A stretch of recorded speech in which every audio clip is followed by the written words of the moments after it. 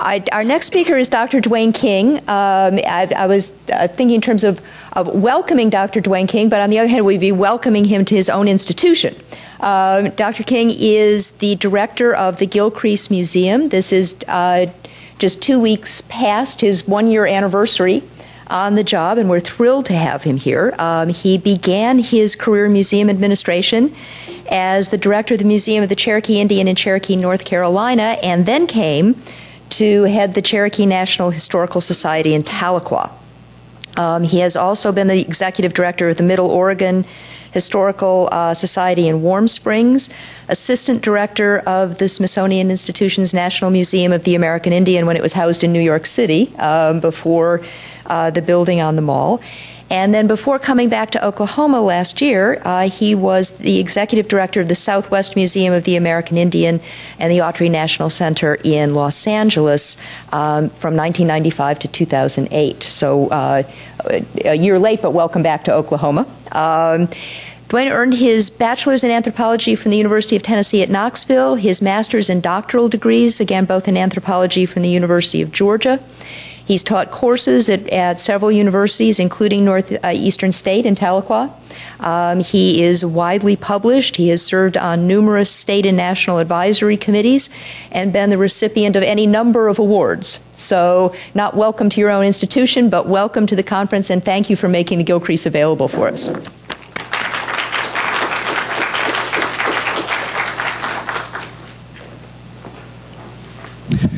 Thank you. It's good to see all of you here today. As long as museums have been in this country, American Indians have been represented in them. How Native subjects have been treated by museums over the years has changed considerably. Much of the change I've witnessed in my lifetime.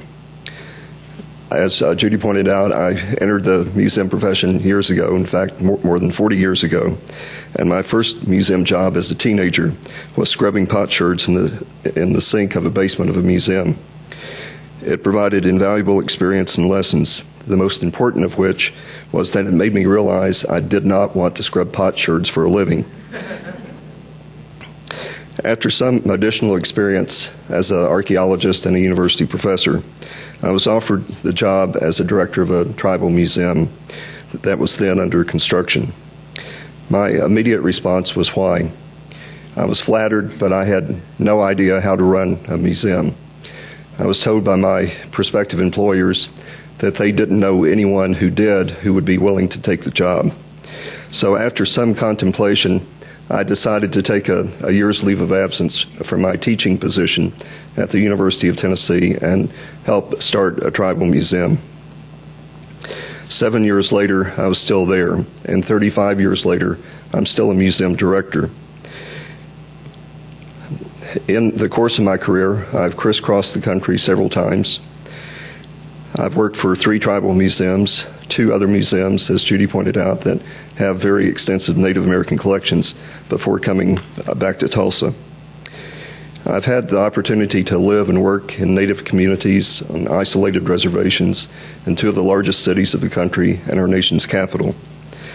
The range of experiences I've had has allowed me to get to know politicians and business people, philanthropists and craftspeople, the elite of the museum profession, tribal leaders, and the cultural authorities of Native communities. Although I'm proud to be a museum professional and an American, I still have difficulty reconciling the ideals we espouse and the history we've experienced. For the purpose of this presentation, I will confine my remarks to the museum profession and what I see as the future of Native American influence on the museum profession in this country. For much of our history, Native Americans and Native American objects have been most often treated and exhibited as exotic curiosities with little or no interpretive context.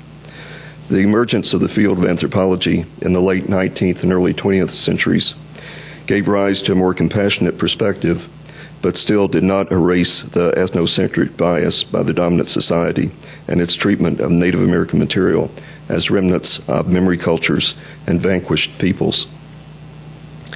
Enthusiastic collectors and anthropologists in the early 20th century rushed to Native communities to collect objects and recollections from people whose lifeways were rapidly changing. Many museums in the early 20th century sponsored archaeological expeditions, ostensibly for scientific inquiry, but frequently measuring success by the recovered treasures of museum quality items suitable for display. The methods of collecting in the late 19th and early 20th centuries facilitated the inclusion of Native American material in natural history museums alongside exhibits of dinosaur bones and fanciful creations by taxidermists. For many people today, the historic absence and underrepresentation of Native American material in fine art museums and American history museums is as inexplicable as the general acceptance of indigenous ethnographic collections in natural history museums, which some activists view as dead animal zoos. Human remains were commonly displayed in American museums as late as the 1960s and 70s. On a few occasions, living people were also placed on exhibit. In 1897, a young boy named Minnick, his father, and 4 other polar Eskimos were brought by ship from Greenland to New York City. They were escorted by Admiral Robert Peary, whose ship hosted 20,000 people on a single day to see these native people. They were appropriately dressed in fur-lined parkas in stifling heat. They were housed at the American Museum of Natural History, where visitors could crowd around a ceiling grate above their living quarters. They later contracted pneumonia and soon became gravely ill. After death, their bones were put on display and their brains were removed for study. The young boy, Minnick, and 1 other individual survived. Minnick was placed with a white family as an experiment in assimilation. The other individual was returned to his home in Greenland. Despite decades of appeals, Minnick's father's remains were not returned to Greenland until 1991, years after Minnick himself had died. Another case in point is that of Ishi, who was the last member of the Yahi, which was in turn the last surviving group of the Yana people of California. Ishi is believed to be the last Native American to live most of his life outside of Euro-American culture. He emerged from the wild near Oroville, California, leaving his ancestral homeland in the foothills of Lassen Peak in 1911. Prior to the California Gold Rush, the Yahi population was about 400 people. In 1865, Ishi and his family were victims of the Three Knolls massacre, in which 40 people died. And of the Yahi group, about 30 survived. About half of those were later killed by ranchers. And Ishi and his family survived by hiding in the wilderness for the next 40 years. Eventually, Ishi's mother and other companions died, and he was discovered in a corral at Oroville on August 29, 1911. He became quite a curiosity. He was taken into custody by the local sheriff for his own protection, but he caught the attention of the public and the attention of thousands of onlookers and curiosity seekers. He was moved to the Museum of Anthropology at the University of California, where he remained the rest of his life until he died from tuberculosis in 1916. While at the museum, Ishi was studied closely by anthropologists Alfred Kroeber and Thomas Waterman. He helped them reconstruct Yahi culture by identifying material items and showing how they were made. He also provided linguistic information on the Yana language, which was recorded and studied by Edward Sapir. After his death, Kroeber appealed to other museum officials not to treat his remains as a specimen, but to give Ishi a decent burial. And that was done with one exception. His brain was removed, placed in a jar on a museum shelf.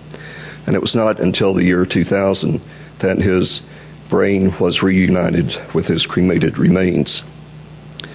In the early 20th century, the few Indians who did find employment in the museum profession had difficulty finding respect. Ace One-Road, who worked for George Gustav High at the Museum of the American Indian in New York, was employed in the technical department. Aside from doing maintenance for the museum, he was also occasionally called on for field expeditions to help convince other Native Americans to sell their heirlooms to his employer. Numerous Native informants who shared their knowledge with anthropologists were never given the opportunity to excel as scholars or researchers. Some, such as Will West Long, an Eastern Cherokee who worked with a half-dozen anthropologists from 1887 until his death in 1947, was clearly as intelligent as the scholars who received acclaim for recording his insights. With the popularity of museums such as the Museum of the American Indian in New York and the Southwest Museum in Los Angeles in the 19-teens, and numerous natural history museums across the country, public interest in American Indian culture began to intensify. Some Indian reservations became tourist destinations in the 1920s and 30s. Paved roads and automobiles made it possible for the curious public to visit tribal communities. For some with public access, tribal economies shifted to produce traditional crafts for the tourism market.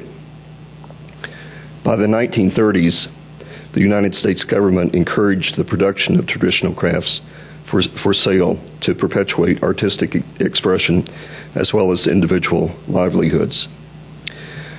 Despite the possible benefits for tribes, museums for much of the 20th century were viewed by Native Americans not as educational institutions, but as the storehouses for pawned heirlooms and stolen grave goods.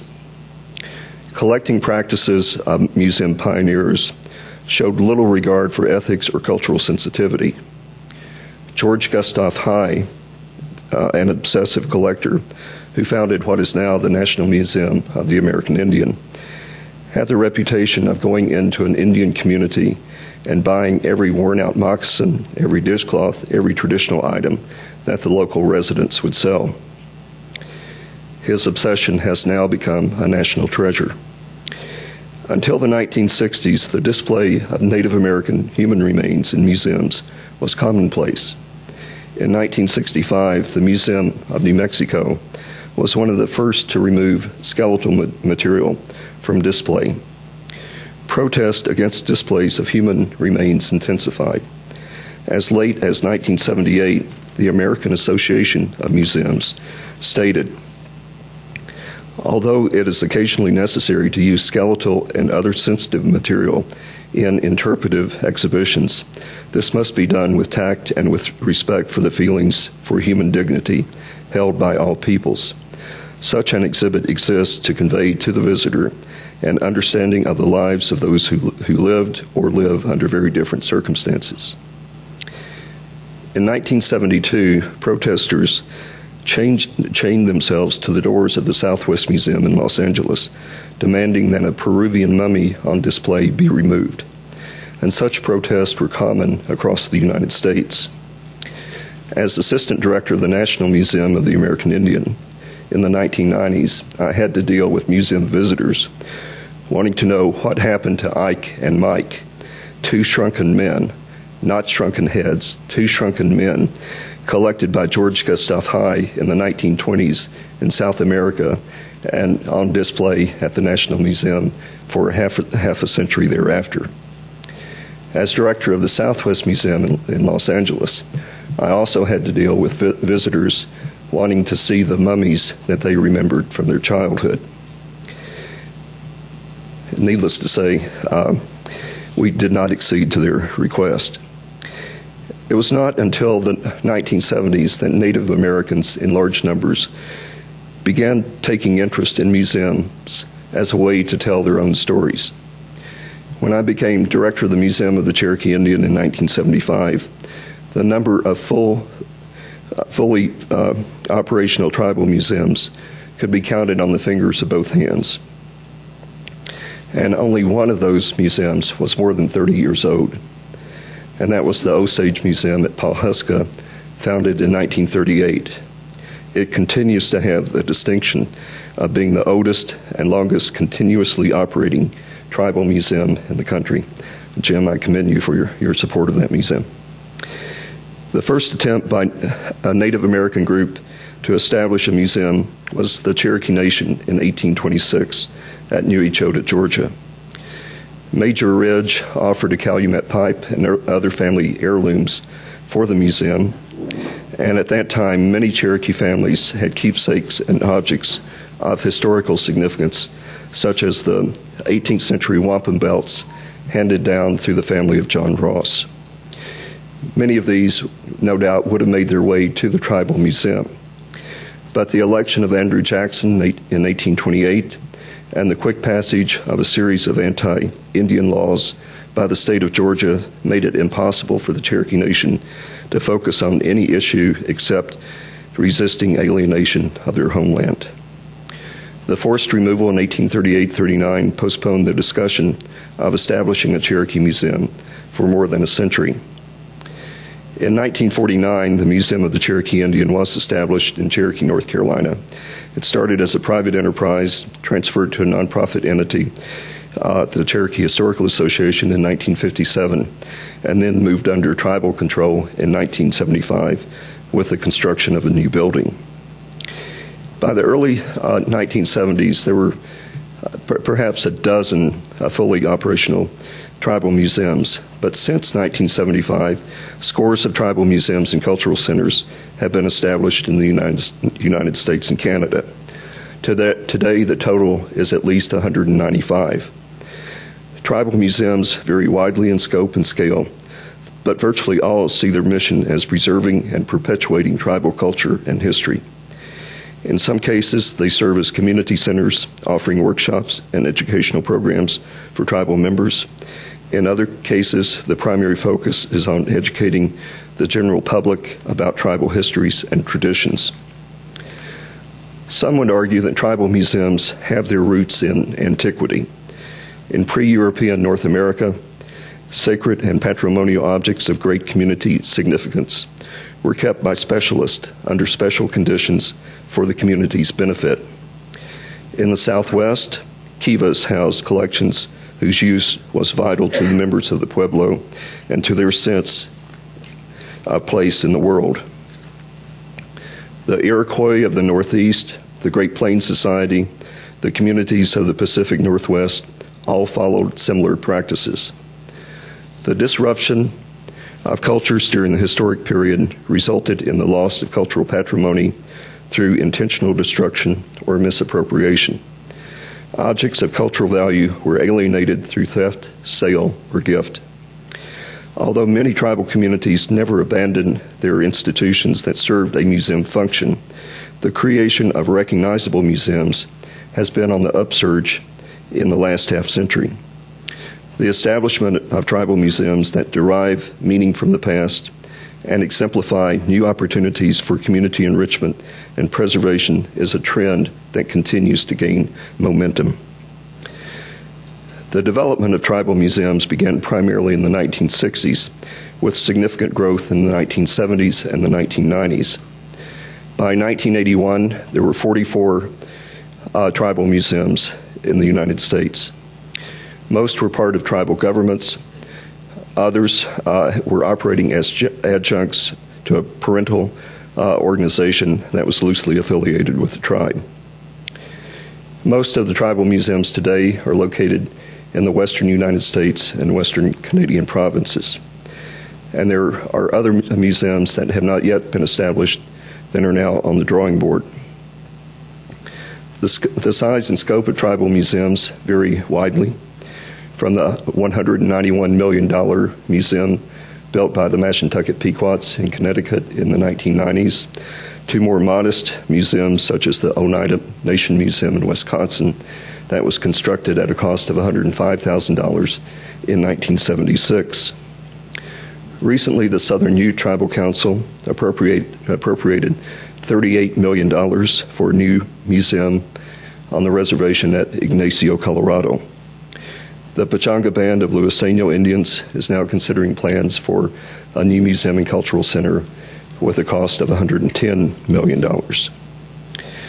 Tribal museums and cultural centers have not replaced traditional institutions, but have instead enhanced preservation. From the start, they have not only collected, preserved, and interpreted objects for their communities, but they have also carried out other functions such as language maintenance and historical research. They have established living history programs, cultural festivals, and special events. The diversity and strength of tribal museums reflects a growth in the economic and political power and the collective determination to maintain Native identity in the face of continuing pressures from the dominant society. Tribal museums are researching new methods for cultural appropriate storage, handling, and access consistent with museological practices. They have long exemplified community-based approaches to interpretation and new ideas about presenting Native American cultural constructs. Tribal museums are educating their communities on traditional ways of life, serving as a point of pride and destination for visitors and community members alike. They manage and interpret tribal culture from tribal perspectives and encourage the revitalization of traditional craft, language, and cultural performances. Tribal museums for decades have operated as very isolated and insular institutions. Today, they are more likely to reach out to other institutions to form partnerships and collaborations for mutual benefit. The first exhibit, developed by a tribal museum to be displayed at the Smithsonian Institution, was seen by more than 3.9 million people at the National Museum of Natural History in 2006. This exhibit was inspired in part by art and archival records at the Gilcrease Museum and will open at the Gilcrease Museum this July, and a neighboring tribe will be the primary corporate sponsor. The Museum of the Cherokee Indian is now engaged in the construction of an interpretive center and research center completely funded to house and provide access to documents collected through partnerships with the National Archives, the National Park Service, the National Anthropological Archives, and other institutions to bring together Cherokee material from a wide variety of sources and disseminate these through electronic means to other institutions and individuals around the world. In stark contrast to the Native activists who chained themselves to museum doors in the 1970s to protest the display of human remains, American Indians today are increasingly likely to be found on museum boards of trustees or as administrators or curators making decisions about exhibits and programs. Increased deference to Native sensitivities has brought about welcome changes. These have been heightened by a sense of inclusion by many museums, coupled with a more favorable political climate, as evidenced by legislation such as the Native American Graves and Repatriation Act. NAGPRA has enabled tribes to make claims for certain categories of objects held by museums that receive federal funding. Although the legislation has not resulted in a mass of claims that many predicted, it has given rise to constructive dialogue among tribes and museums concerning the most appropriate care and treatment of art and artifacts. This increased communication has facilitated a mutual realization by non-tribal museums and tribal officials that they are important to each other. Museums today, for the most part, insist that information about Native American cultures be presented from the first-person perspective, and that Native curators and consultants be hired to help develop exhibits and educational programs.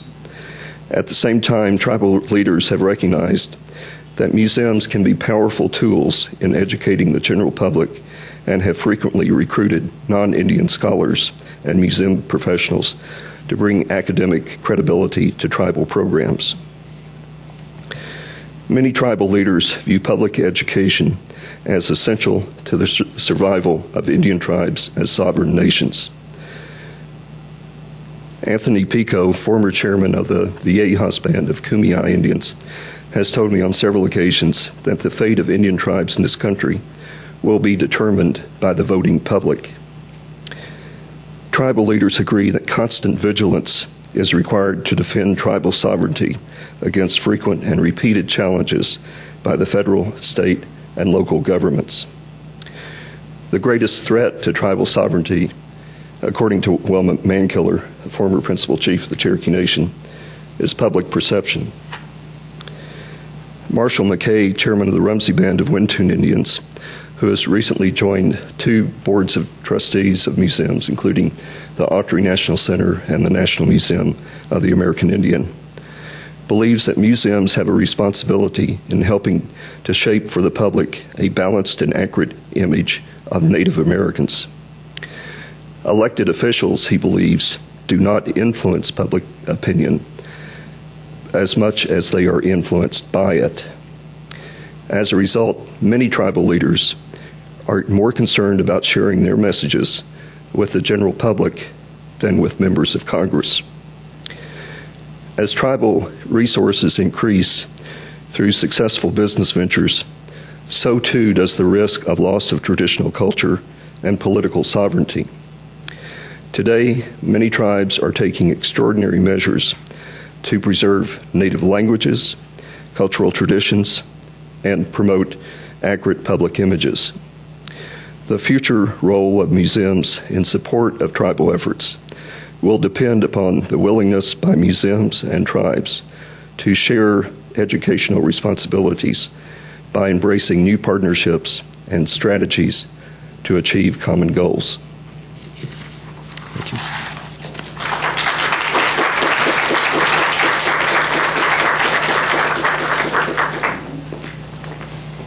Thank you, Dr. King.